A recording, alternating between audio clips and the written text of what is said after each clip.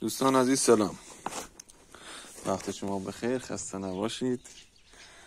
یک دستگاه گوشبر برای شما میخوام اختراع کنم که موقع قصابی میکنین گوشت رو میخوام ببرین برای شما راحت بشه. با کسایی که دستگاه جوش دارن و سنگ فرست خونه دارن و وسایلی دارن میتونن خودشون برای خودشون درست کنن. یک عدد لولبای 2 سر سوراخ،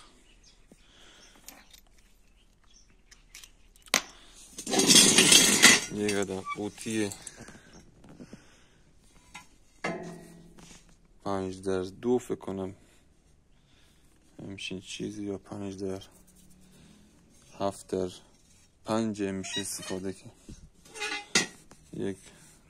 یک متر قوطی 2x2 یا 1.5x1.5. تیکه اینجا رو اینجوری شیار برش بزنید، خم کنید این تیکه رو و یک دستگاهی با ظرافت تیغه هم باید تیغه گرانیتی استفاده بشه، گرانیت بر که توی سنگ فرزای گرانیت بر توی مغازه هم موجود هست.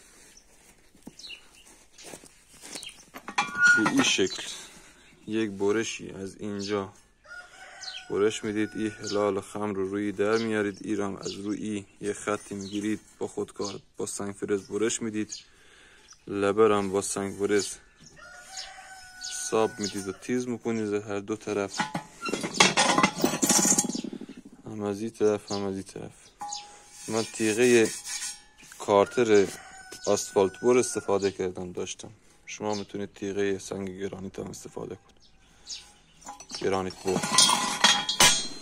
یعنی که قوطی 1 متر قوطی میخواد، 1 متر مزی 2x2 میخواد، راحت گوشتار تیکه.